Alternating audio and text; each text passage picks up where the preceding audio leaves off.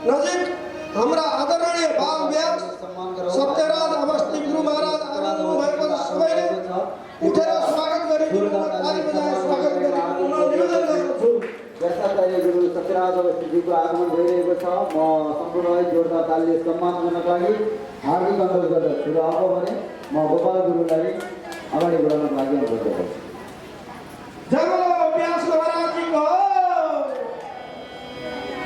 यसरी जहाँबाट शिवजीका जटाबाट कर्णाली भागीरथी कृष्णगङ्गा कमोरी तिलगङ्गा भेरी रापती गोदावरी बागमती आदि जुन नदीहरू बगेका छन् ती नदीहरू सम्पूर्ण जलका देवता शिवजी समान हुन्।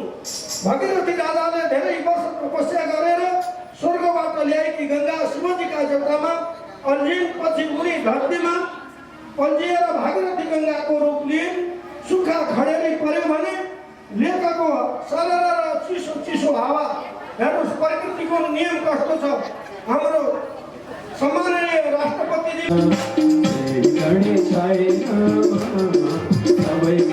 भगवानको गरौँ भजन।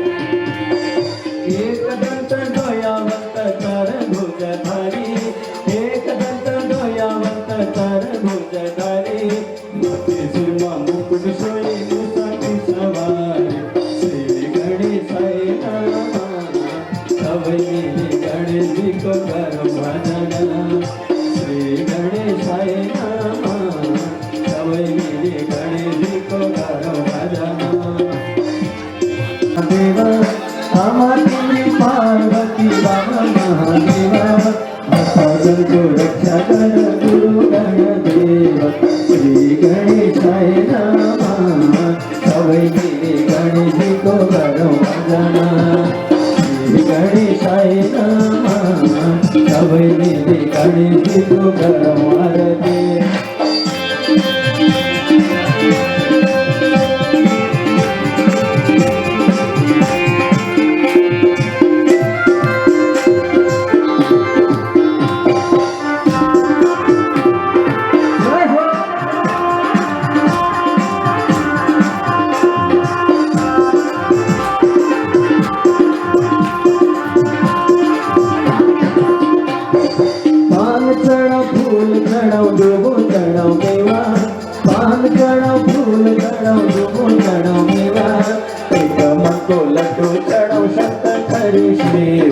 श्री गणेशाय नमः।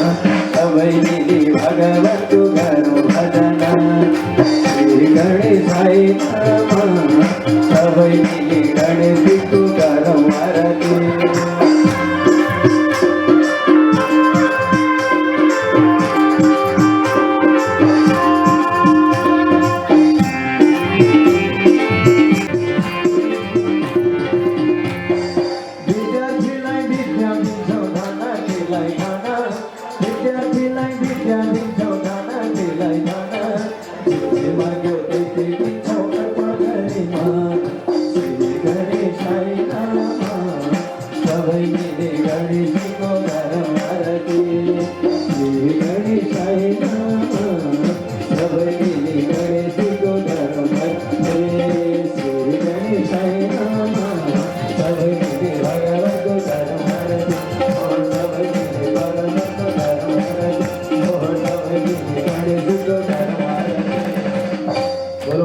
कृष्ण भगवान को, भागवत भगवान को।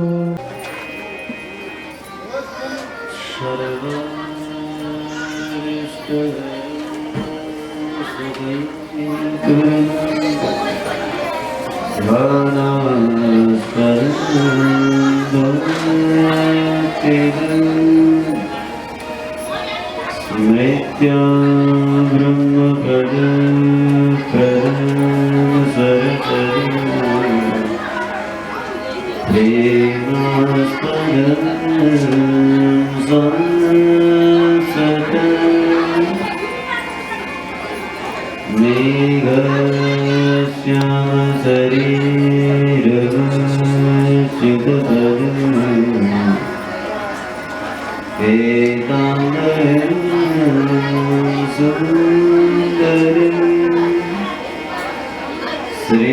श्रीकृष्णं सततं व्रजं शरणं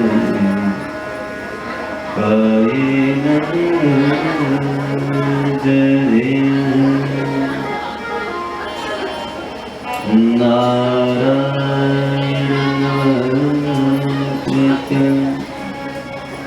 नरं चैव नरोत्तमं देवीं सरस्वतीं व्यासं ततो जयमुदीरये।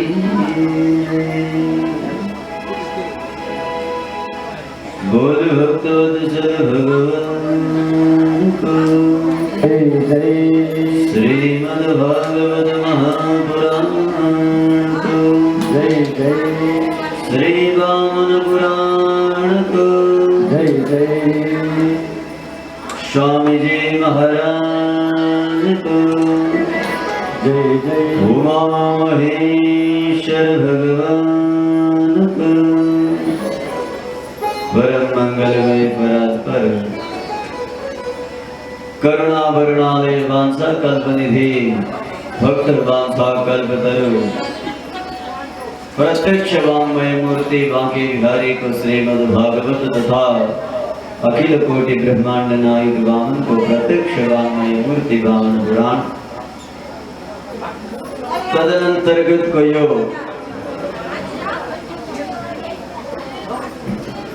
अष्टम दिवस कपिल वस्तु को बाणगंगा नगर पालिका द्वी नंदनगर स्थित कैलाश धाम आश्रम मास संचालित मनोकामना संस्कृत गुरुकुल को सदैव उन्नति प्रगति को सहनार कामना को पवित्र मन में संकल्प रखी धर्म को धरोहर वेद को रक्षा हेतु ये वैदिक गुरुकुल को सदैव माया ममता स्नेह राखी यो भव्य आयोजना करण होने प्रिय आयोजक परिवार संपूर्ण समिति का बंधु बांधव तथा ई धर्म का रक्षक मार्ग हरुलाई हामीले जीवन में अपनाउनु पर्छ। जीवन में केवल इतस्ततः भ्रमण गरेर जीवन बिताउनु जीवन होइन, भगवान को आराधना में लाग्नु पर्छ भने सदैव सत्प्रेरणा प्रदान गर्नुहुने स्वामी जी महाराज भागवत का कठिनतम प्रसंगहरूलाई कर्णप्रिय गराउनमा सहजता प्रदान गर्नुहुने समस्त संगीत मण्डली भगवान को चरणमा रति र मति स्थापित गरी नित्य निरंतर आराधना गर्नुहुने यथा यथा मण्डपमा स्थित समस्त विप्रगण लगाए घर घर को टेलीविजन में टकटकी लगाई यो भागवत को भागीरथी श्रवण गर्न हेतु समय भगवानलाई अर्पण गर्नुहुने समस्त टेलीविजन प्रेमी दर्शक वृंद तथा फेसबुक पेज र यूट्यूब मार्फत प्रत्यक्ष प्रसारण हेरेर देश विदेश में बसेर सदैव निहाली रहनुहुने संपूर्ण बाबा टेलीविजन प्रेमी दर्शक वृंद तथा साझा टेलीविजन प्रेमी दर्शक वृंद एवं घर का नाना प्रकार का कार्यहरूलाई थाती राखी यो दिव्य कैलाश धाम में चलिरहेको यो संगीतमय भागवत को भागीरथी श्रवण गर्न हेतु हृदय में भक्ति को गंगा प्रकट करी घर द्वार देखी यो भगवान को द्वार सम्म पालन होने समस्त ममतामय माता हो भावमय पिता हो सर्वं खलमिदं ब्रह्माण्डे युदास कोटि कोटि नमन करत सर। आउनुहोस् प्यारे, भागवत का ये दिव्य भागीरथी में प्रवेश गर्नेछौं। हिजो हजुरहरूले श्रवण गर्नुभयो कि महाराज भगवान श्री कृष्ण का बाल लीला श्रवण गर्नुभयो कि भगवान जब नन्हा सा बालक थिए तो भगवान ने कौन कौन लीला करे रोकनु माता। और भगवान ने कौन कौन लीला गर्नुभयो के गर्नुभयो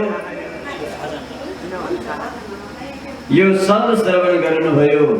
और आपनी माता ने जब भगवान को लागी नवनी माखन दिन को लागी स्वयं निर्ममंथ दधी स्वयं दधी मंथन गर्न थालीन। भगवान ने भने कि माते सबभन्दा अधिक प्रेम कर कुसंग गर्छौ को हजुर को सबभन्दा प्रेमी हो। माता यशोदा ने भनिन लाला यो जगत भरी में मेरो लागि अर्को को प्रिय होला। अरे कोई पनि संसारी की आमा आफ्नो पुत्र भन्दा अधिक प्रेम अरु कसलाई गर्न सक्छ भाइ। न पुत्रात् परमो लाभ, पुत्र समान कोई दूसरो संसार में कोई लाभ छैन प्राप्ति छैन। तो अरे पुत्र माता को प्रेम पुत्र प्रति भएन भने कुप्रति हुन सक्छ लाला। सबभन्दा धेरै प्रेम मेरो केवल तसँग छ। संसार में सबभन्दा अधिक माया म तलाई गर्छ। भगवान ने भने माता झूठ ना बोलियो पक्का पक्की बताइयो। परंतु जहाँ माता यशोदा ने पक्का पक्की बताई सामने भान्सा में चूल्हा में दूध चढ़ाइएको थियो। सो दूध उताबाट माथि उफलेर जाँदै थियो। जहाँ दूध उमलिएर आगोमा जाँदै थियो भगवान ने भने माता माया प्रेम तो पछि गर्नु पहिला दूध बचाऊ। दूध गयो। माता ने फालिन भगवानलाई दूध बचाउन गई। भगवान ने भने कि यही हो प्रेम। सबभन्दा अधिक प्रेम गर्छु भन्ने वाली मलाई छोडेर दूध बचाउन गई तो मसँग के प्रेम छ। भगवान ने यही निर क्रोध गर्नुभयो र सारा दूध दधी का भाण्ड फुटाइदिनु भयो। माता यशोदाले देखिन कि पुत्र बडा दुष्ट भइसकेछ। हातमा छडी लिइन् भगवान भागे और पछाडी माता यशोदा भागिन्। यहाँसम्मको कथा हिजो विस्तार पूर्वक श्रवण गर्नुभयो। बाँकी अब भाग्दा भाग्दा मार्गमा के भयो विस्तार पूर्वक भगवान का यी दिव्य लीलाहरू बाल लीला श्रवण गर्नेछौँ। आउनुहोस् यो भागवतको भागीरथीको बाल लीलामा प्रवेश गर्नुभन्दा पूर्व भगवत नाम संकीर्तन गरेर सब तन मन वचनलाई पवित्र गरौँ। हरि सुंदर नंद मुकुंद हरि नारायण हरि ओम। हरि सुंदर नंद मुकुंद हरि नारायण हरि ओम। हरि सुंदर नंद मुकुंद हरि नारायण हरि ओम। हरि केशव हरि गोविंद हरि नारायण हरि ओम। हरि केशव हरि गोविंद हरि नारायण हरि ओम। हरि सुंदर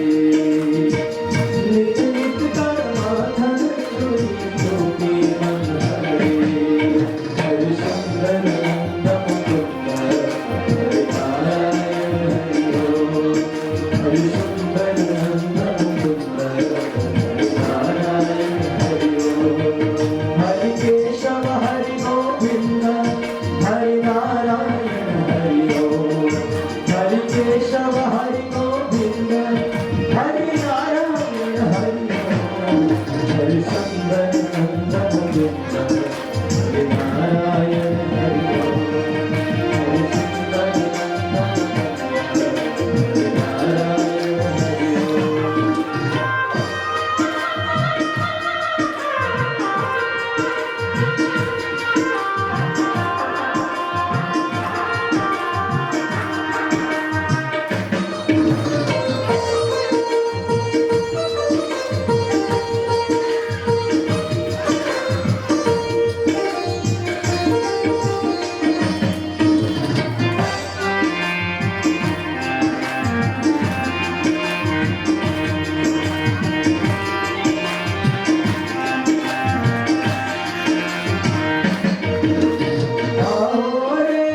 गाओ रे गोकुल की प्यासे, आओ रे गाओ रे भक्तजनों प्यासे, आओ रे गाओ रे रस रचाओ रे, आओ रे गाओ रे रस रचाओ रे।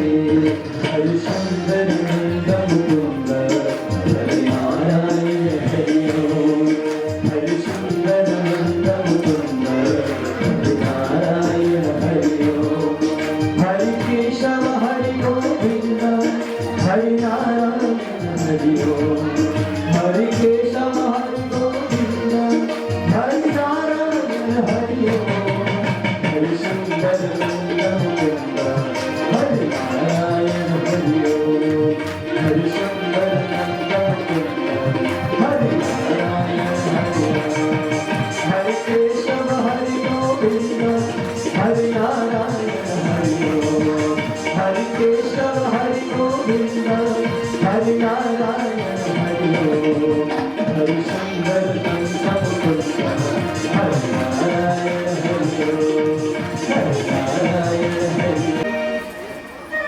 बोल भक्तवत्सल भगवान जय जय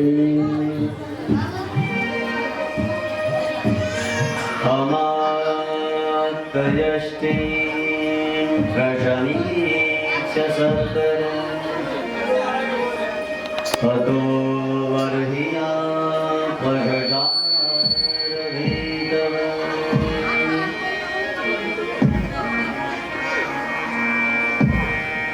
महाराज जो समय को पूरा हो जब भगवान अगाड़ी अगाड़ी धकुर्दै हुनुहुन्थ्यो, माता यशोदा लाठी छडी हातमा लिएर पछाडी पछाडी धकुर्दै थिए। माता यशोदाले भनिन्, कन्हैया अब यो भन्दा अगाडि नभागमा पिट्नेवाली छैन। भगवानले भने, माता विश्वास छैन, यो भन्दा पहिला सबभन्दा अधिक प्रेम गर्छु भन्ने वाली दूध बचाउन गएकी थिए, अब पिट्दिन के प्रमाण। त्यसैले माते विश्वास खत्म भयो।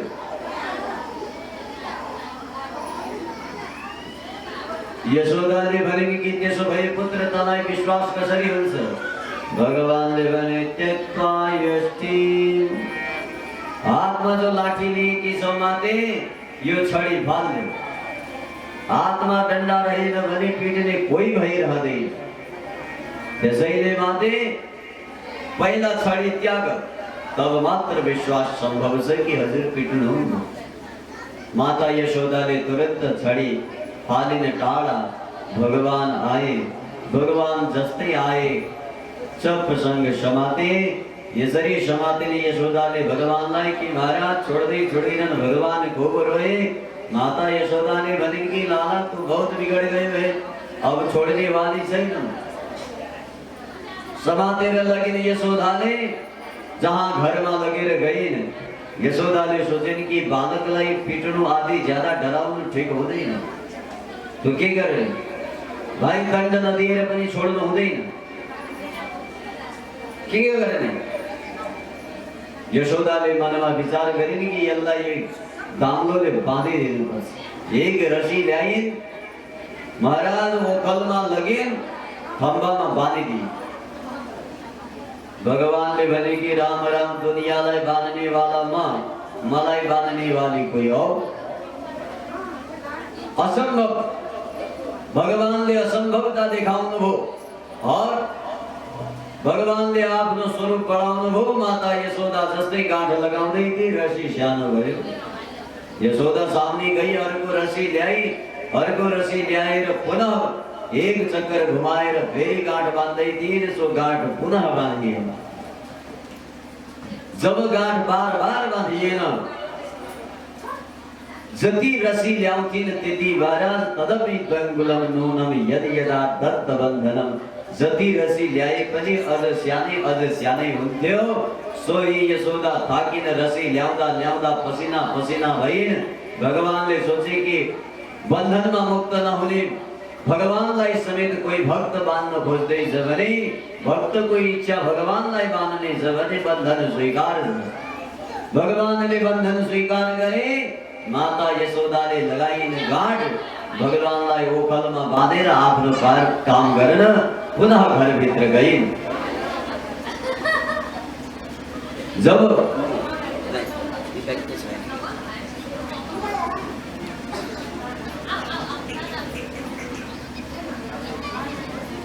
तो इसको अन्य बढ़े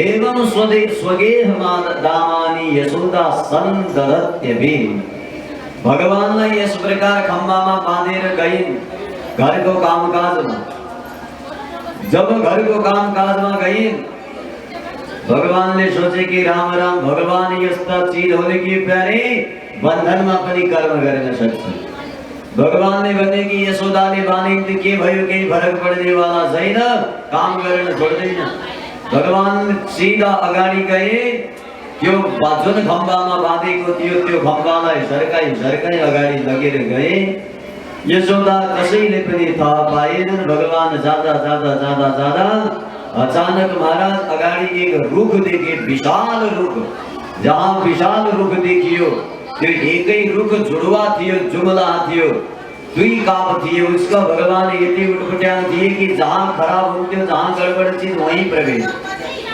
भगवान सीधा त्यही रुखको बीच हाँगाबाट प्रवेश गर्नुभयो और जस्तै भगवान जाँदै थिए पछाडि लागेको मुसल खम्बा त महाराज अड्कियो जहाँ मुसल अड्कियो भगवानले सोचे कि बाँध्ने वाली एक थी अब अड्काउने वाला अर्को को आयो सो भगवान ने पछाड़ी हेरे कि ओहो भाई ठुलो वृक्ष रहेछ भगवान ने सोचे कि सारा संसार रोक्न पाएन मलाई त के रोक्न सक्छ रे वृक्ष जोरले भगवान कन्हैयाले ताकत लगाए खम्बामा सोही बानेको खम्बाले जहाँ अर्जुन नामको वृक्षमा धक्का लाग्यो सोही वृक्ष ध्यान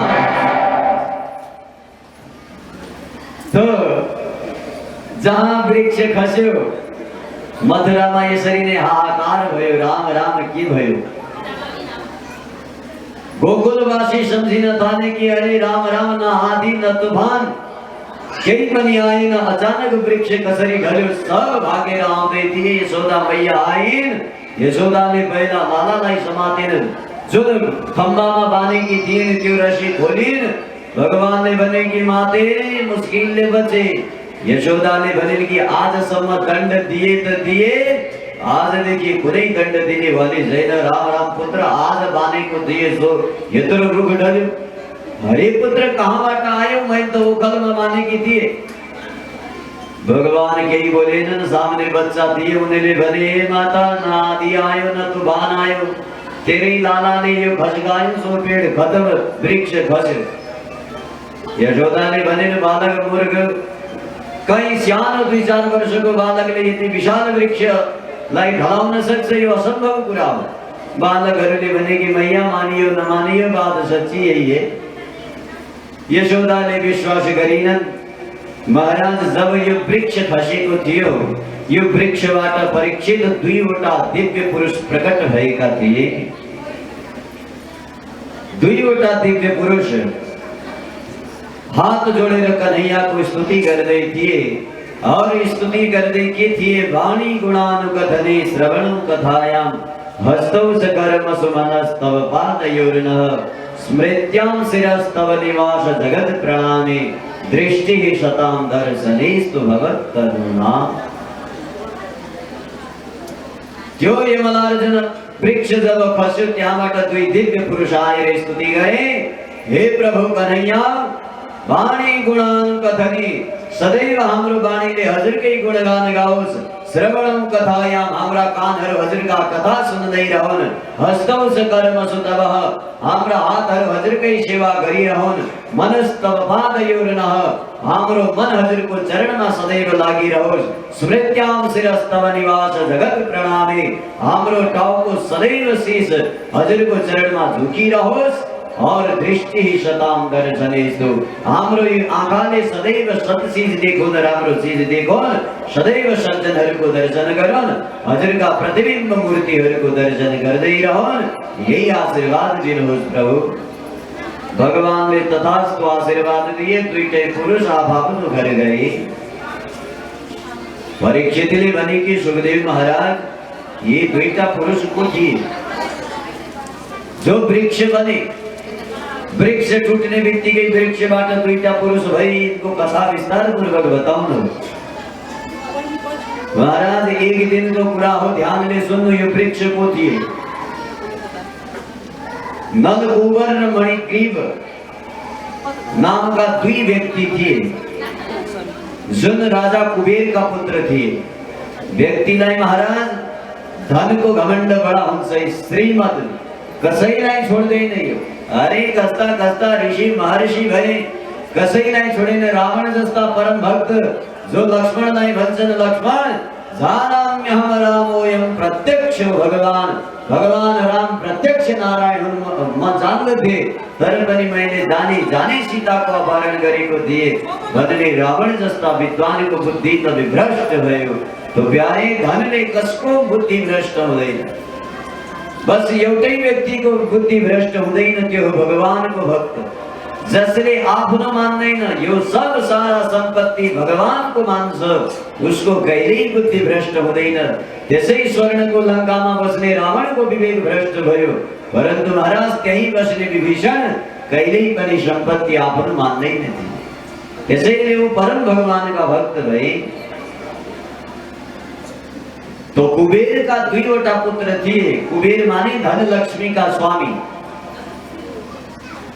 तो महाराज कुबेर का दुईटा पुत्र एक दिन पृथ्वी लोक में आएर एक नदी में स्नान गर्दै थिए स्वर्ग की अप्सराहरूसँग तो जहाँ स्वर्ग की अप्सरासँग स्नान गर्दै थिए अचानक नारद जी घुम्दै घुम्दै टुपलुक्क आइपुगे तो नारद जी आउने बेला जति पनि स्त्रीहरू थिएन सबले वस्त्र लगाए परन्तु यी दुईटा जो कुबेर का पुत्र थिए यी दुईटैले वस्त्र लगाए नारद जी ने भने कि राम राम धन को मदमा पागल भएका मूर्ख हो श्रीमदाद अभिजात्यादिर यत्र स्त्री द्योतमाशव धन अधिक भयो भने व्यक्ति या त जुवा खेल्छ या त परस्त्रीगामी हुन्छ तिमी धनको मदले उन्मत्त भएका पागल भाँति आज स्त्रीसँग स्नान गर्दैछौ और यी सब स्त्रीहरूले वस्त्र लगाए लोक लज्जाको कारण तिमीलाई कुनै लज्जा रहेनछ मूर्ख गएका स्त्रीको मद यति हुन्छ कि धन भयो भने महाराज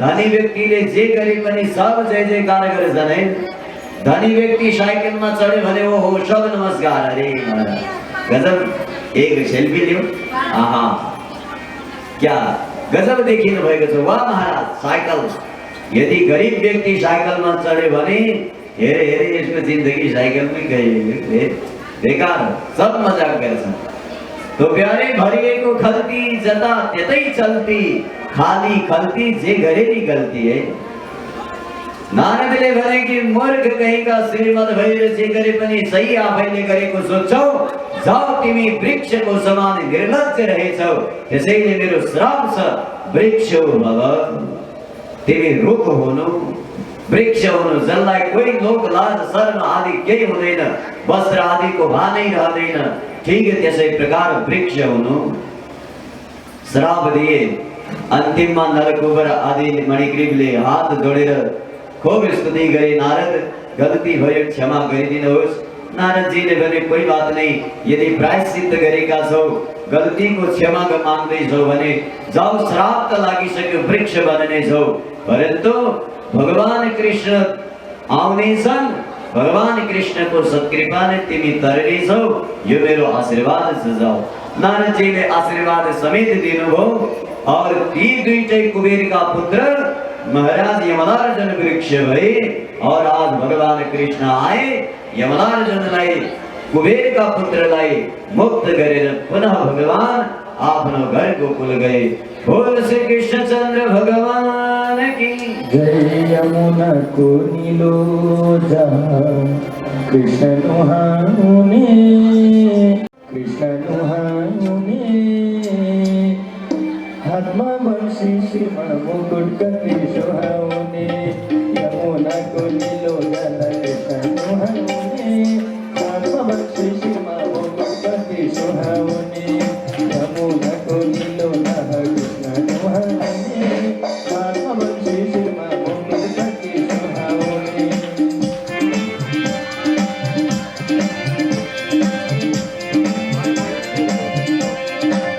यमुना को नीलो जहाँ कृष्ण नुहाने, हाथमा बंसी शिरमा मुकुट कति सुहाउने। यमुना को नीलो जहाँ कृष्ण नुहाने, हाथमा बंसी शिरमा मुकुट कति सुहाउने।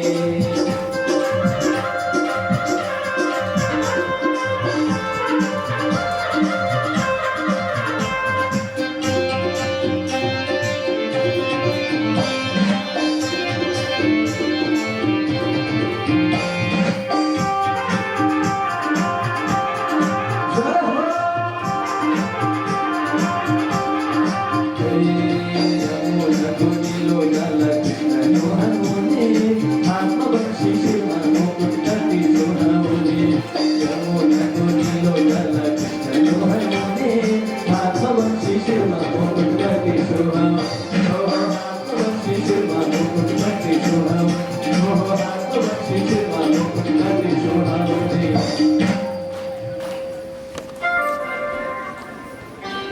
दशरथ भगवान की बिना रामेण गा कृष्ण ज्ञात्वा सारयितो गतः।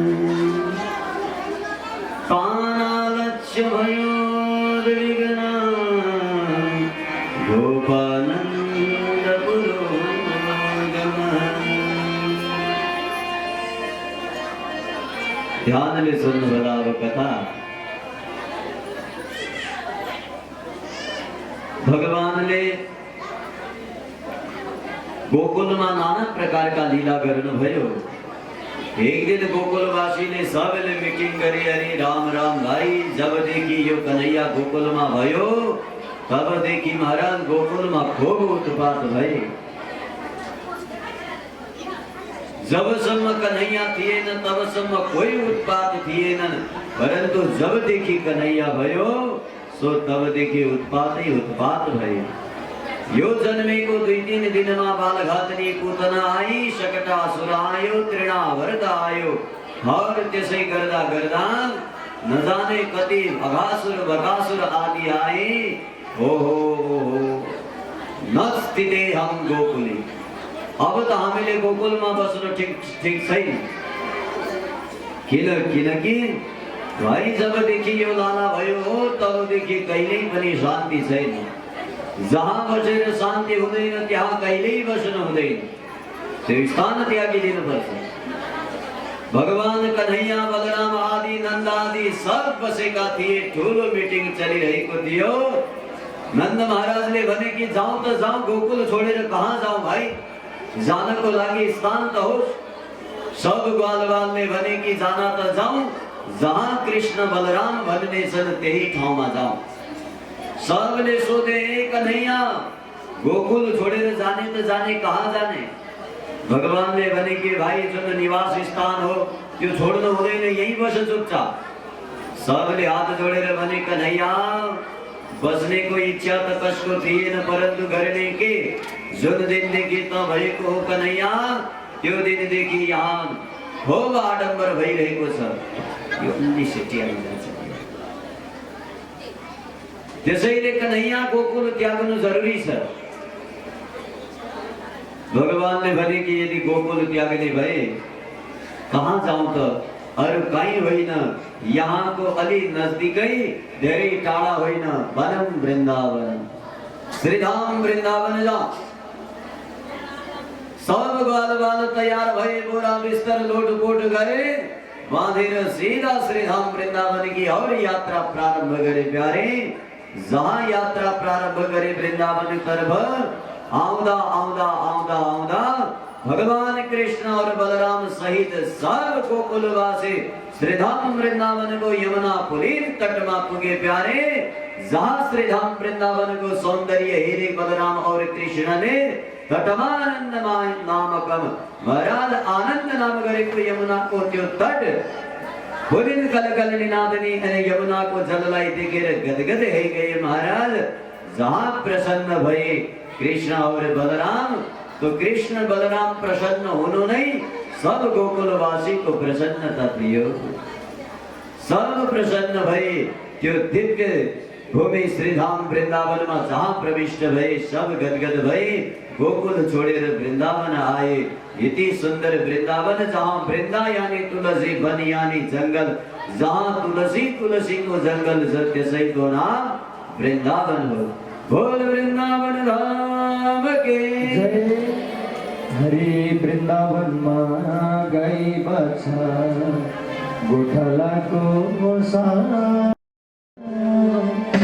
कैले पानी छोटो से श्री कृष्ण को वृंदावन मा गई बच्चा गोठला को सा कैले पानी छोटो से श्री कृष्ण को वृंदावन मा गई बच्चा गोठला को सा कैले पानी छोटो से श्री कृष्ण को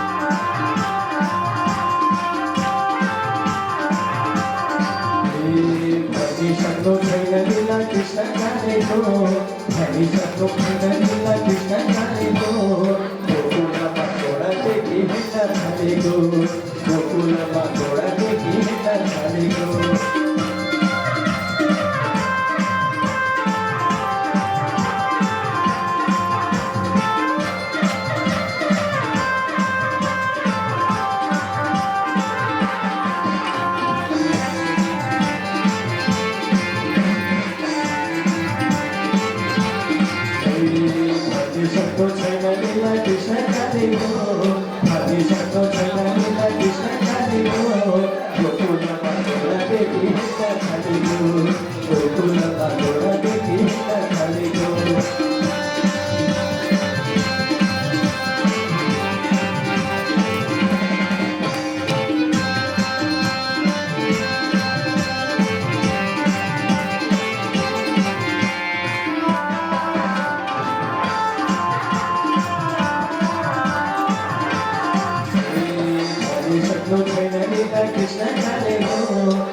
विष्णु छैन लीला कृष्ण खानेको गोकुलमा घोडा देखि हिँड्न थालेको गोकुलमा घोडा देखि हिँड्न थालेको गोकुलमा घोडा देखि हिँड्न थालेको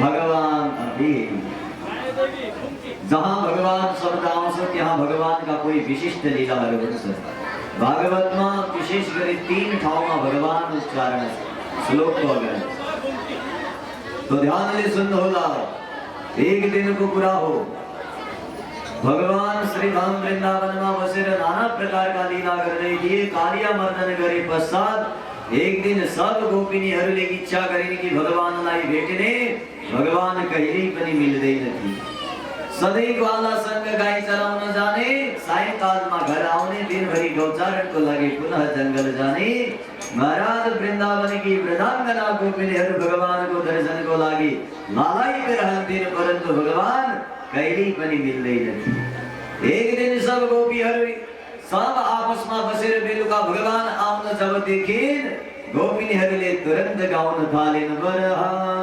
पेडम नटभर बपु कर्णयो कर्णिकारं विभ्रद्भास कनककपिशं वैजयन्तीं च महाराज वरहा पेडम गोपिनीहरू भगवानको वर्णन गर्दैछन् भगवान कस्ता हुनुहुन्छ आहा वरहा पेडम मोर मुकुट लगाएका वरह यानी मोर आपिड यानी मुकुट वरह पीडम नटवर बपु नटवर बपु यानी श्रेष्ठ शरीर भएका परम नटवर नाचनमा कुशल भएका महाराज शिरमा मुकुट लगाएका पीताम्बर धारण गरेका और टेढ़ी कम्मर वाला हातमा मुरली लिएका और मुरली बजाउँदै अधर उष्टमा राखेर बिस्तारै बिस्तारै श्वासको फुङ्कारबाट मुरलीमा हावा भर्दै कोमल कोमल हातले ती छिद्र बाँसुरीका छिद्रलाई वंशी निनाद गर्दै प्रवेश गर्दै छन् वृन्दावन सब गोपिनीहरूले देखिन् एक गीत गाइन् जुन गीतको नाम वेणु गीत हो वेणु गीतलाई प्रणाम अक्षर बताम सुंदर गीत छ परन्तु समय अभावको कारणले यो वेणु गीतलाई प्रणाम जसमा गोपिनीहरूले वंशीको खूब महिमा गाइन् और तत्पश्चात एक दिन त सब गोपिनीहरू मिलिन् शरद ऋतुको जहाँ प्यारे शुक्ल पक्ष आयो आश्विन शुक्ल पक्ष नवरात्रि को जहाँ प्रतिपदा तिथि आयो सोही सब देवीहरू कात्यायनी देवी दुर्गा को मंदिर में गएर हाथ जोड़ेर स्तुति गर्न थालिन् हे कात्यायनी कात्यायनी महामाये हे महामाया कात्यायनी देवी नंद गोप सुतम देवी पतिम मे कुरुते नमः नंद का पुत्रलाई मेरा पति बनाओ भनिन् सब गोपिनीहरूले भगवान आएनन् एक दिन गोपिनीहरू त्यो नवरात्रौंको समयमा विजय दशमी को समय चलिरहेको थियो यमुनामा स्नान गर्न गइन् गोपिनीहरू स्नान गर्दै थिइन् भगवान पछाडीबाट लुकेर अचानक आए गोपिनी का सब वस्त्र लगेर कदम्बको वृक्षमा गए गोपिनीहरूले देखिन् कि राम राम हरे भगवानले भने देवी आफ्नो आफ्नो वस्त्र लगेर जाऊ यदि तिमी मलाई प्रेम गर्छौ भने गोपिनीहरूले भने प्रभु हजुर भन्दा दोस्रो यो संसारमा प्रियतम को हुन सक्छ तर अहिले हामी नग्न अवस्थामा स्नान गरिरहेको कारणले पानीबाट बाहिर आउन सक्दैनौ हरे हे श्याम सुन्दर ते दास्य करवाणि तवोदितम हे श्याम सुन्दर जे भन्ने छौ त्यो गर्न तयार छौ परन्तु हाम्रा वस्त्र त देऊ भगवानले भने वस्त्र दिने छैन यहाँ आएर लगेर जाऊ गोपिनीहरू गइनन् अन्तिममा भगवानले कुनै पनि हालतमा दिन मानेनन् कथा विस्तार पूर्वक छ और गोपिनीहरू स्वयं वृक्षमा जानको लागि जब तयार भइन् भगवानले सोचे कि मेरो प्रेममा विवल भएकी गोपियाँ आफ्नो कुनै तन मन शुद्ध विशुद्धको ध्यान राख्ने रहेनछन् तुरन्त वस्त्र ल्याएर दिए भगवानले और समझाए गोपियों कहिले पनि जलमा वरुण देवताको वास भएको कारणले नग्न स्नान गर्नु हुँदैन। आजदेखि नग्न स्नान नगर्नु। गोपिनीहरूले हात जोडेर भने कन्हैया आज भई आगे से कभी ना भई, अब कहिले होने छैन। भगवान आशीर्वाद दिएर गए। जाँदा आफ्नो घरमा पुगे। तो घरमा पुग्ने बित्तिकै महाराज घरमा त भगवानले जहाँ गरे सो त्यहाँ त भगवान वास पाकिरहेका थिए। भगवानको नाकले यसरी थाहा पायो कि राम राम मेरो घरमा आज सुगन्ध आइरहेको छ, सायद सेलपुरी पाकिरहेको छ। भगवान गए भित्र, माता यशोदा साँच्चै सेलपुरी हाल्दै थिए। भगवानले भने मैया प्रतिदिन मलाई बताएर सेलपुरी पकाउँथ्यौ, आज नबताइकन। अरे मैया नेक दियो, जरा टेस्ट तो कर ले। मेरी मैया को हाथ को सेलपुरी को स्वाद कस्तो होला, यो तो नेक देखो। मैयाले भने रे लाला साइड यो म भान्सामा बसेकी छु अहिले, मलाई नछुनु। भगवानले भने अरे राम राम, हिजोसम्म काखमा बसाएर पकाउने बाली भोजन आज मलाई छुन मना गर्दैछ। अरे मैया ऐसी का बात है गई जो मैले के करे, जो गल्ती मबाट भयो जसले म हजुरको काखमा बस्न पाउँदिन। मैयाले भने लाला ज्यादा बातें ना करियो, तेरे पिता से जा करके पूछ लियो कि कहाँ है, मलाई पकाउन दे। भगवान दौड़ी नंद महाराज को आए। नंद महाराज ने भने कि पिताजी आज घरमा यदि 84 व्यञ्जन पकवान पाकिरहेका छन्, मैया मलाई एक घाँस पनि चाख्नको लागि दिइरहेकी छैन, कारण के हो? नंद महाराज ने भने लाला आज भगवान इंद्र को पूजा है। भगवान ने भने कि राम राम, ये दूसरो भगवान को आए भाई। पिताजी कथ्यतां मे पितः कोयम संभ्रमो उपागतः। कहो उपागतः, वो आयो, कसको यज्ञ करने? अरे इंद्र को। को मे पिता, यो इंद्र को यसको पूजा गरेर के फल मिल्छ? नंद महाराज ने भने लाला इंद्र को पूजा गरेनौ भने वर्षा वर्षिदैन, जब वर्षा वर्षिदैन खेतमा बाली नाली आदि फसल फल्दैन। आकाशबाट जबसम्म वृष्टि हुँदैन तबसम्म फसल भुइँमा फल्दैन, त्यसैले इन्द्रको पूजा गर्नुपर्छ। भगवानले भने राम राम, मेरा बुवा पनि बुढा भएर बुद्धि समेत बुढी भइसकेकी रहेछ। अरे पिताजी कर्मणा जायते जन्तु कर्मणैव विलीयते। पिताजी व्यक्ति आफ्नो कर्म लिएर जन्म हुन्छ, कर्म लिएरै मर्छ। कसैले पानी बर्साएर बर्सिने और कसैले नबर्सिजा भने नबर्सिने होइन। हाम्रो प्रारब्धमा यदि भोको रहनु छैन, पेटभरि खानु लेखेको छ भने त्यो भोजन साहित्य घरमा नमिलोस्, अर्को घरमा गएर पनि मिलिनेछ। परन्तु यदि प्रारब्धमा लेखेको छैन भने घरमै बनेको भोजन पनि पति पत्नीमा झगडा भएर त्यो भोजन त्यस्तै रहनेछ, हैन आमाहरू? प्रारब्धमा लेखेको छ भने सब मिलिनेछ, प्रारब्धमा लेखेको छैन भने केही मिल्दैन पिताजी। सब कर्मका खेल हुन्। पूर्व जन्ममा यदि हामीले भाग्यमा लेखेर आएका छौँ भने सब मिल्छ, यदि भाग्यमा केही लेखेका छैनौँ भने केही मिल्दैन। इन्द्रको पूजा गरेर केही फल मिल्ने वाला छैन।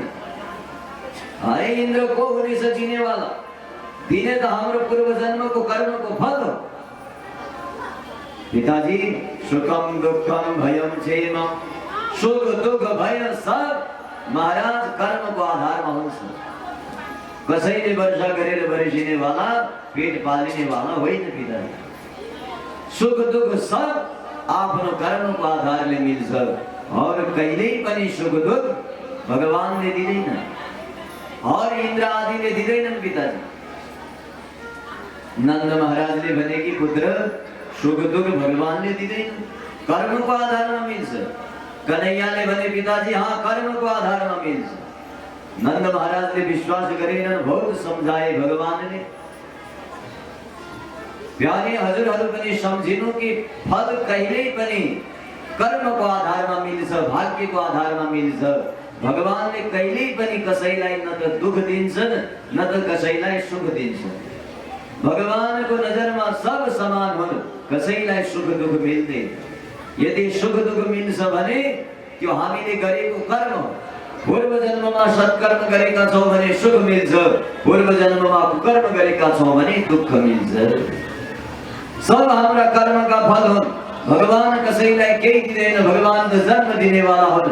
भगवानले जन्म दिए, भगवान त कर्मको फल दिने वाला हुन्। भाइ स्कुलमा पढाउने टिचर सबलाई समान पढाउँछन्, सबलाई जो लेख्यो त्यसैको उत्तरको आन्सर दिने हुन्, त्यसैको नम्बर दिने हुन्। अरु केही पनि गर्ने वाला छैन। विद्यार्थीले के लेख्यो त्यो अनुसारको रिजल्ट आउने हो, टिचरको कोही गल्ती हुँदैन त्यसमा। तो भगवानको काम केवल निरीक्षण गर्नु हो।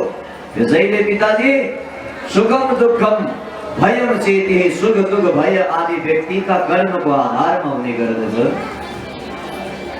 खूब समझाए नंद महाराज समझे। नंदले भने लाला फिर पूजा तो करे, काय को करे?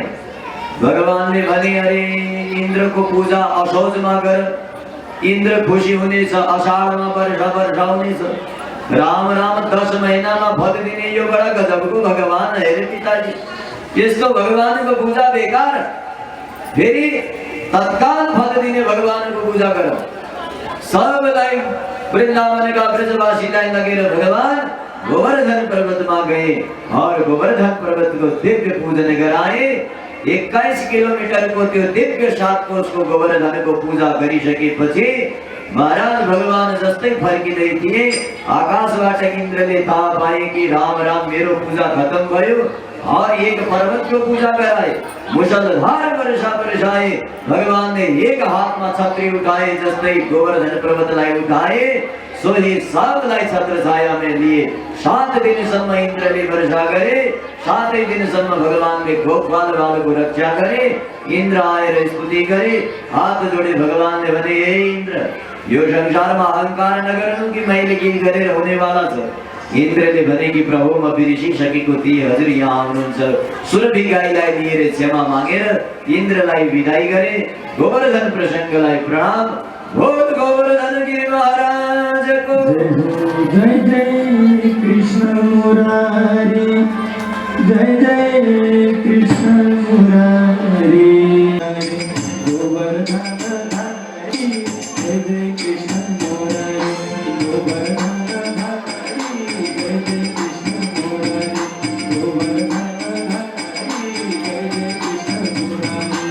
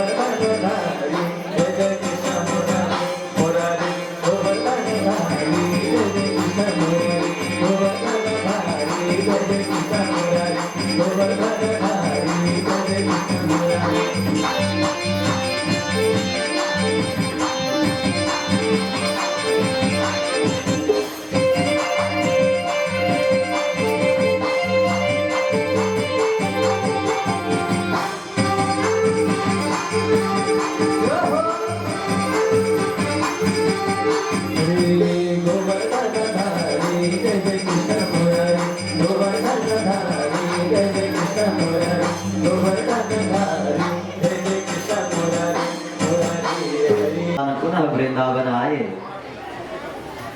भगवान वृंदावन आउदा आउदा सब प्यारे, पुनः शरद ऋतु को पूर्णिमा तिथि आयो।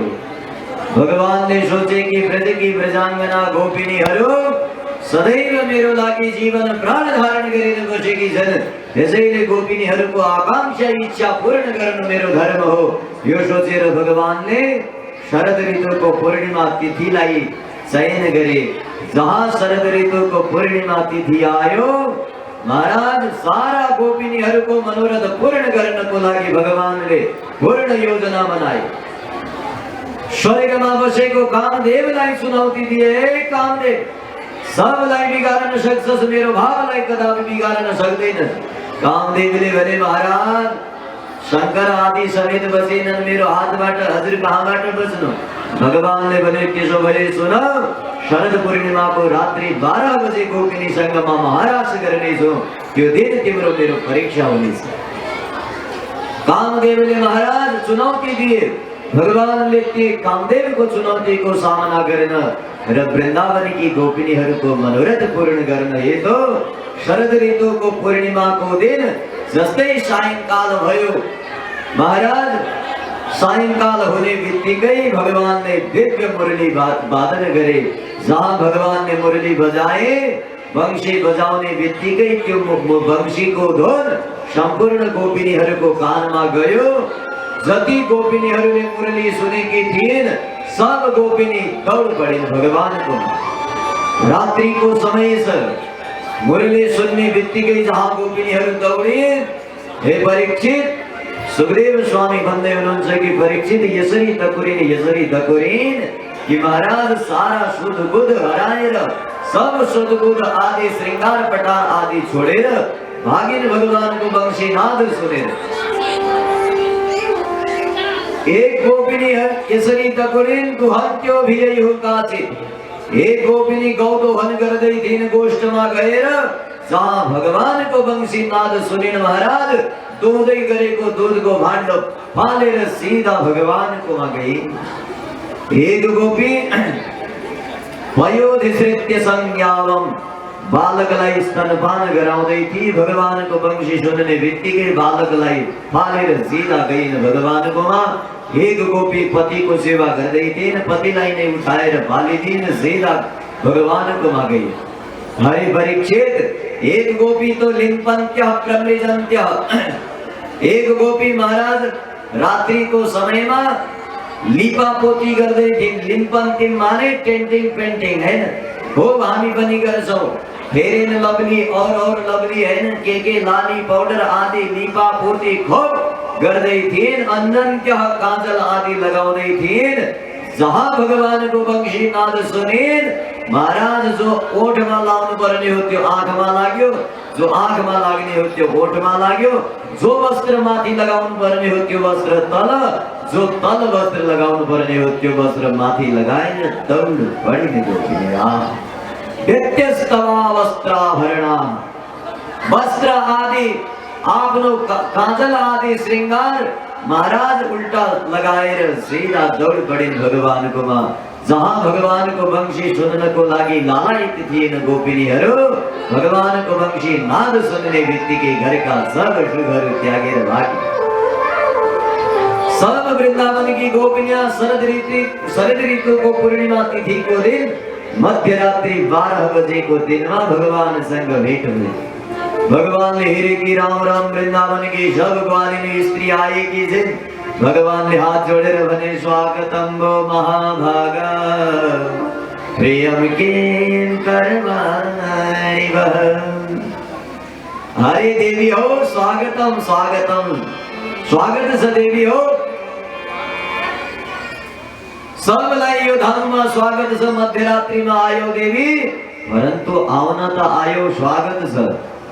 अरे प्रिय किम करवाणी ब्रोता गमनस्य कारण, यहाँ मध्यरात्रि 12 बजे को समय में घर छोड़ेर किन आयो, यसको कारण बता। આવના તો આયો ઠીક છે, સ્વાગત છે, હા હા વેલકમ, आओ, परंतु भ्रूतागमन कारण कीना आयो आवनु को कारण बताओ। गोपिनी हरली भनिल की राम राम पहला पंक्षी बजाए रे स्वयं ले बोलाए, अब स्वयं कीना आयो सोचने चाहिए तो बड़ा नटखट रहे से। अब क्या करने महाराज, बड़ा चिंतित भई ने गोपियां। भगवान ने बने ओ हो मुख तल लटकाए ने बसी की जाओ गोपी हो, समझे समझे ठीक ठीक। हे गोपी प्रतियात ब्रजमने हस्ते हंस प्रभि सुसम सुमध्यमा। मध्य रात्रि को 12 बजे को समय में एक पुरुष संग पराय स्त्री ले बसन हुँदैन, यसैले गम्यता जाओ आफ्नो घर। गोपिनीहरूले टाउको हल्ल्याए, जाने वानी छैन।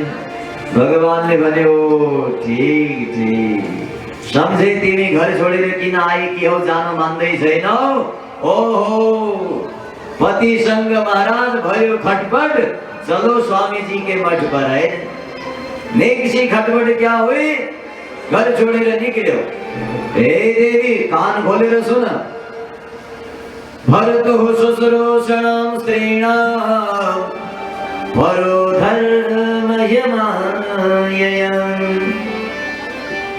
स्त्री को परम धर्म के हो सुन गोपी, पति संग चाहे झगड़ा हो चाहे जे पनि होस्, घर छोडेर स्त्रीले कहिले पनि खुट्टो बाहिर निकाल्नु हुँदैन, घर भित्रै बस्नु पर्छ। हे देवी पति संग सानो झै झगडा भयो, सो घर छोडेर मध्यरात्रिमा भागी आयो, भाग्ने यहाँबाट। गोपिनीहरूले सबले भने महाराज पति यति सीधा साधा सज्जन छन्, बेचारा हामीसँग कहिले झगडा त टाढा हो, जोरले बोल्दै बोल्दैन। भगवानले भने ओहो त्यसो भए पतिसँग घटबट भइन, सबले टाउको हिलाए, ना महाराज कहिले झगडा हुँदैन। भगवानले भने ओहो ठीक ठीक, समझे समझे, पति संग झगड़ा तो भएन देवी, पति शायद गरीब थे होला, शायद दुखी थे होला, शायद रोगी थे होला, शायद बूढ़ा थे होला, शायद अशक्त थे होला, तो छोड़ी आए। हे गोपी कान खोलेर सुन, दुस्सीनो दुर्भगो वृद्धो जडोरो क्यधनो पिवा स्त्रीभिर्नः तव्यम्। पति पतिलाई स्त्रीले कहिले पनि त्याग्नु हुँदैन, चाहे त्यो पति दुस्सीन हो यानी खराब स्वभावको होस्, चाहे दुर्भाग्यशाली होस्, चाहे महाराज गरीब होस्, चाहे वृद्ध होस्, चाहे रोगी होस्, जस्तै पनि होस्, पति स्त्रीभिर्नः तव्य। श्रेष्ठ स्त्री आफ्ना पतिलाई त्याग्दिन। गोपिनीहरूले टाउको हल्लाइन्, प्रभु हाम्रा पति गरीब छैनन्, महान धनी छन्, कोही गरीब छैन। भगवानले भने ओहो त्यसो भए घर छोडेर किन आयो, ठीक ठीक सम्झे। अरे सास ससुर संग भयो खटपट। अरे गोपी हो ऐश्वर्यम यशस्यम च फल्गु कृच्छम भयावहम। जो स्त्री जो बुहारी सास ससुर को सेवा गर्दैन त्यसलाई परलोक मिल्दैन देवी। सास ससुर आफ्ना आमा बुवा समान हुन्, केही भनिदिए पनि चिन्ता नमान्नु। केही दिनका मेहमान हुन्, तत्पश्चात तिमीहरूले नै बस्नु छ त्यो घरमा। त्यसैले शान्त भएर सुन्नु, सास ससुरले केही भटकान लगाइदिए, मध्यरात्रिको 12 बजे घर छोडेर आयो, भाग यहाँबाट। गोपिनीहरूले टाउको हल्लाए, प्रभु सास ससुरसँग त झगडै हुँदैन। भगवानले भने कि तब भयो त भयो, ता भयो, जे भएको हो सो भयो, जाऊ यहाँबाट। मध्यरात्रिमा परपुरुषसँग स्त्रीले बस्नु ठिक मानिदैन। गोपिनीहरूले भने प्रभु धेरै बोल्नु भयो, अब चुप रहनुहोस्। मैवं विभुर्हति भवान् गदितं त्रिझञ्झन्। एक एक शब्दको रसमा भिजिने मन छ, तर के गर्नु ब्यारे, भिजिने टाइम छैन। मैवं विभुर्हति भवान्, हे कन्हैया भगवान तिमी मा एवं चुप लागौ। धेरै बोल्न थाल्यो, मध्यरात्रिमा पहिला बोलायो, अब हामीलाई किन आयो र आएर जाऊ भन्दैछौ। पहिला घरबाट बोलाउने, घर छोडाउने, अब हामीलाई पठाउने। घरबाट निस्किसकेपछि कसले स्वीकार गरेछ हामीलाई कन्हैया? भगवानले भने स्वीकार गरौँ नगरौँ, यहाँबाट जाऊ, गेट आउट। गोपिनीहरूले भने प्रभु यदि हामीलाई पठाउनुमै हजुरको इच्छा छ भने के गरौँ? जाना त हामी हजुरले आज्ञा दिएपछि अवश्य जाने दियौ, परन्तु के गर्नु, चित्तम सुखेन भवता परितं विहेषु। प्रभु हजुरले घरबाट चित्त चोरी गर्नुभयो, चित्तलाई खिचेर हजुरको यहाँ तानेर लिएर आउनुभयो। अब त यदि हम घर गई भने पनि घर गएर काम धाम केही हुनेवाला छैन। किनकि मन त हजुरमा लाग्नेछ। यदि मन शान्त भएन भने व्यक्तिबाट काम पनि ठिक हुँदैन। हरे प्रभु, कहीं पतिदेवले दाल भात बनाउन लगाइदिए भने दालमा नुनको सट्टा चिनी और चियामा चिनीको सट्टा नुन हालिदिए भने त पतिका डन्डा बर्सिने हुन्। प्रभु, मन हजुरमा लागेको छ, घरमा गएर घर गएर के गरौँ? तर पनि यदि जाऊ भन्नुहुन्छ भने प्रभु जान तयार छौं। तर के गर्ने? पादौ पदम न चलतस्तव पादमूला। हामी त जान तयार छौं प्रभु, परन्तु ये खुट्टा पादौ पदम हाम्रा ये चरण हजुरको चरण नजिकबाट टाढा जानको लागि एक पग चल्न तयार छैन। के गर्ने प्रभु? कसरी जाने? भगवानले भने त्यसो भए के चाहन्छौ? गोपिनीहरूले भने प्रभु सधैँ भगवानले हजुरको नृत्य हेरे, हामी पनि हजुरको नृत्य हेर्छौं। भगवानले भने त्यसो भए नृत्य हेर। खूब भगवानले ठुम्का लगाएर नाचे। एक गोपिनीले सोचिन् कि राम राम, हामीले कन्हैयालाई नाच्न लगायौं, सो हामीले भन्ने बित्तिकै नाच्यो। भगवानले सोचे कि म त यिनको खुसीको लागि नाच्दै थिएँ, यिनले त मैले नचाएको सोचे। बेकार रहेछ जीवन। भगवान तुरन्त त्यहाँबाट गायब भए। अब त जहाँ भगवान लुप्त भए त्यो मध्यरात्रिको 12 बजे सब गोपिनीहरू यस्ती भइन् कि महाराज, हात्तीको झुण्डमा हिँडिरहेको गजराज यदि लुप्त भइदियो भने सब हात्तीहरू विचलित हुन्छन्। ठीक त्यसै प्रकार गोपियाहरू सब विचलित भइन्। कन्हैयालाई खोज्नको लागि दर भटकेन, पुकार्दै थिएन। सब ठाउँ गइन्, कहीं भगवान मिलेनन्। अचानक वृन्दावनमा जाँदा मध्यरात्रि 12 बजे सामने एक तुलसीको वृक्षलाई देखिन्। एक गोपिनीले तुलसीका वृक्षलाई सोधिन्, अरे हे तुलसी, तिमी त भगवानकी बडी प्रियतमा हौ, तिमी बिना त भगवानलाई भोग लाग्दैन। त्यसैले अरे तुलसी, दृष्टः वः कस्य? के हाम्रा प्रियतम कृष्णलाई देख्यौ? जहाँ सोध्दै थिइन् हावा आयो, हावा आउने बित्तिकै तुलसीको रुख हल्लिन थाल्यो। जहाँ तुलसीको पौधा हल्लियो, दूसरी गोपीले भनिन्, हे सखी, यो हाम्री सौत हो। सौतले भला आफ्नो पतिको एड्रेस कहाँ बताउँछ? यो त हामीसँग जलन गरेछ, रिस गरेछ। त्यसैले हेर, टाउको हल्ल्याउँदैछ, यो बताउने वाली छैन। अगाडि गइन्, सामने पिपलको वृक्ष थियो। एक गोपीले भनिन्, हे अश्वत्थ, हे वृक्ष पिपल, हाम्रा कन्हैयालाई देख्यौ? वायुको झोका आयो, पिपलको वृक्ष जोरले हल्लियो। सो एक गोपीले भने कि त्यही नारायणको स्वरूप यो पिपल हो। यो भला आफ्नो ठिकाना कहाँ बताउँछ देवी? हेर, टाउको कति जोरले हल्ल्याउँदैछ, म बताउन भनेर हिँड्न सके। अगाडि गए। सारा वृन्दावनका लता पतालाई रात्रिको 12 बजे सोध्दै थिएन, कसैले पनि बताएनन्। भगवानको कहीँ पत्ता पाएनन्। अन्तिममा गोपिनीहरू वृन्दावनमै बसेर दिव्य लीला गर्न थालिन्। एक गोपिनीले भने, यदि प्रभुलाई पाउनु छ भने प्रभुकै जस्तो लीला गर्नुपर्छ, तब प्रभु मिल्नेछ। एक गोपीले भनिन्, हे सखी हो, कृष्ण मिल्यो, कहाँ छ? गोपीले भनिन् कि कृष्ण मै त हो। कृष्ण हम पश्यत गतिम, म कृष्ण हो, हेर। अरे सखी, आफ्नो दुपट्टा फैलाइन आकाशमा और जोरले भनिन्, सब वृन्दावन की गोपिनी हो, आओ, मैले गोवर्धन पर्वत उठाइदिए, सब यसको मुनि आओ। एक गोपीले भनिन्, सखी, हेर पूतनाको अन्त्य गरिदिए मैले। एकले भनिन्, मैले तृणाव्रत मारे। भगवानले गरेका सब लीलाहरू अनुसरण गर्दै थिएन। भगवान फर्केर आउनु भए। गोपिनीहरूले सोचिन् कि भगवान जब फर्केर आउनु भएन, अब पक्का आउने वाला छैन। भगवान रुष्ट भएर यदि घरबाट जान्छन् भने आउने वाला छैनन्। के गर्ने? गोपिनीहरू मध्यरात्रिमा महाराज यस्तो भइन् कि प्राण विहीन जस्ती भइन्। अब जाने त कहाँ जाने? कोही रक्षक छैन। सीधा सब गोपिनीहरू साथमा रुँदै यमुनाको कुलीन तटमा गइन्। और यमुना को कुलीन तट में गई रही एउटा सुंदर गीत गाइन प्रभु जहाँ कहीं हुनुहुन्छ दर्शन दिनुहोस् यदि दर्शन दिनुभएको हुने थिएन भने हामीलाई जीवन किन दिनुभएको थियो हरि हरि प्रभु जयति ते धिकं जन्मना प्रजा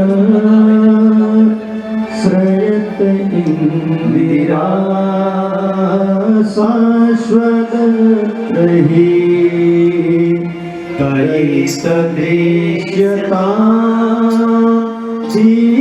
दीक्षुतावका वैदिका सभा स्वामी जीवते जयति तेधिगं जन्मना प्रजा श्रयत इंदिरा शाश्वत रही जयत दृश्यता दीक्षुतावका वैदिका सभा स्वामी जीवते वैदिका सभा स्वामी जीवते जयति ते धिकं जन्मना व्रज प्रभु हजुरको जन्म भएर हाम्रो ब्रजको जय जयकार भइरहेको छ प्रभु और हजुर हामीलाई छोडेर जानुभयो श्रयत इंदिरा इंदिरा स्वयं लक्ष्मी पनि श्रीधाम वृन्दावनमा आएकी छे और हजुर छोडेर जानुभयो वृन्दावन प्रभु हे दैत दृश्यता देखिनुहोस् दीक्षुतावकाः हजुरलाई हेर्नको लागि हामी लालायित छौं हे प्रभु त्वयि कृता सवः हामीले असवयाने प्राण पनि हजुरको लागि धारण गरेकी छौं यदि हजुर नभइदिएको भए हामी प्राण समेत धारण गर्ने वाली थिएनौं त्यसैले भिक्षु दर्शन दिनुहोस् प्रभु हे प्रभु यदि मार्नै थियो भने कम से कम यो भन्दा पहिला हामी बार मरिसकेकी थियौं कालिया कुण्डको जल पान गरेर अघासुरले खाइसकेपछि दावाले जलाइसकेपछि मरिसकेकी थियौं के हामीलाई त्यो समय जिउँदो फर्काउनु आज मध्यरात्रिमा कष्ट दिनको लागि थियो प्रभु पति सुदान भया रात्रि फर्काउनु आज मध्यरात्रि भगवान पति पत्नी पुत्र आदि सब त्यागेर हजुरको चरणमा आएका छौं प्रभु त्यसैले दृश्यता दर्शन दिनुहोस् आउनुहोस् स्वामी माझमा स्वामीजीको आगमन भइरहेको छ सबैजना स्वामीजीको सम्मानमा जोर